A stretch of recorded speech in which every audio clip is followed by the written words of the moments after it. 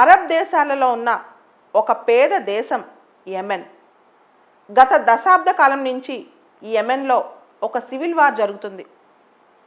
షియా సెక్ట్కి సంబంధించిన Houthi rebels ఈ civil వార్లో ప్రభుత్వానికి వ్యతిరేకంగా పోరాడుతున్నారు.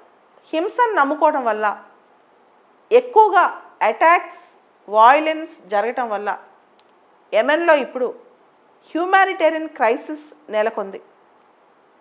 యెమెన్ క్యాపిటల్ సనాని ఈ హౌతీ రెబెల్స్ 2015లోనే ఆక్యుపై చేశారు. ఈ సందర్భంలో సౌదీ మరియు కొన్ని దేశాలు అమెరికా సపోర్ట్తో హౌతీ రెబెల్స్ వ్యతిరేకంగా పోరాటం మొదలెట్టాయి. ఈ పోరాటం 6 సంవత్సరాల నుంచి కూడా సౌదీ లీడ్ చేస్తుంది.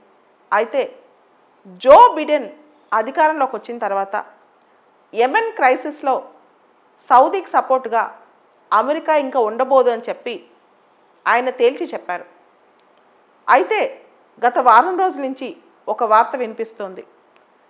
యెమెన్లో, నార్థన్ యెమెన్లో ఉన్న మరీబ్ ప్రాంతం అంటే అక్కడ చాలా ఆయిల్ రిసోర్సెస్ ఉంటాయి, ఆయిల్ రిచ్ ప్రాంతం అన్నమాట. ఈ ప్రాంతాన్ని హౌతీ రెబెల్స్ కంట్రోల్ చేసుకోగలుగుతున్నారు అని. ఈ మరీబ్ ప్రాంతం చాలా ఇంపార్టెంట్ అన్నమాట యెమెన్లో. ఇప్పటి వరకు అది సౌదీ వాళ్ళు కాపాడుతూ వచ్చారు. కానీ ఈ ప్రాంతం ఇప్పుడు హౌతీ రెబెల్స్ చేతిలోకి వెళ్ళిపోయిందంట. దాంతో మరీబ్ ప్రాంతం, యెమెన్లో ఉన్న మరీబ్ ప్రాంతం వార్తల్లోకి వచ్చింది. ఈ సౌదీ సంబంధించిన దళాలు అక్కడ ఇంకా హౌతీ రెబెల్స్తో పోరాడుతూనే ఉన్నాయి.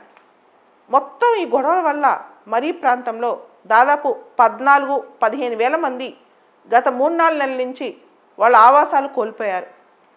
యుఎన్ రెఫ్యూజీ ఏజెన్సీ ప్రకారం ఇక్కడ కరోనా వైరస్తో ప్రజలు విసిగి వేసారుతుంటే ఒక పక్క హింస, మానవత్వం లేకపోవటం, తిండి లేకపోవటం, క్లీన్లీనెస్ లేకపోవటం, ఇవన్నీ కూడా అక్కడ ఎక్కువ జరుగుతున్నాయంట.